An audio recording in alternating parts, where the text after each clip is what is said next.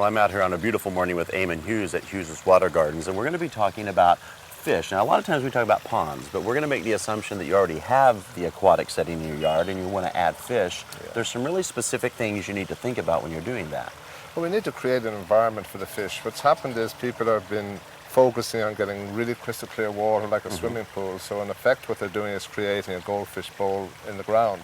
And that just doesn't happen in nature. It doesn't, no. The fish need for their mental health some areas of cover so they can get away from predators and just get away from the sun. They don't really like being in intense sun all the time. So when you say some cover, you have a couple of items over here that they're laying out. I have a couple of items, so yeah, we can have a look at those.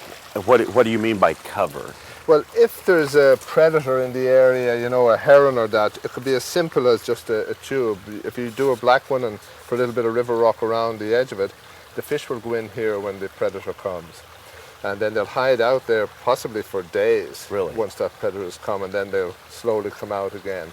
But at least they won't be all picked off in a day. Yeah, because and then that would also work, I'm assuming, for like raccoons as well. Raccoons as well. The only thing is, don't put it in a shallow pond because the raccoon will go in after them too. You know, they're very dexterous with their hands. The alternative is to do a piece of slate and just 3 small stones on it, and it's a hide that it can go under. We've set Which is one up what you have here, right here, and that looks very natural in the pond.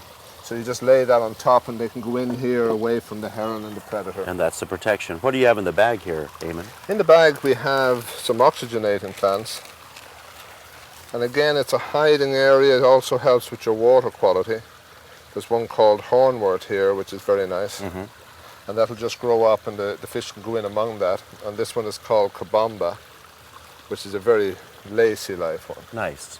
Well, now especially young fish can go in among that, the young baby fish. When you have this kind of stuff in your pond, I'm always a bit confused about feeding. I know that koi certainly needs some substantial feeding, but other types of fish really don't so much. They don't. What you want them to do is to be eating on the algae early in the year, because that's how fish in the wild survive. That's their salad bar early on, their carbohydrates.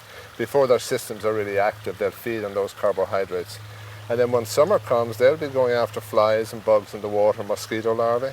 So you want to have them just a little hungry, that, you know, they're out there taking care of any mosquito larvae that are in the pond. Because if you're feeding them, they wouldn't go after the mosquito larvae. They won't be sitting back lounging, you know, in the tube, you know.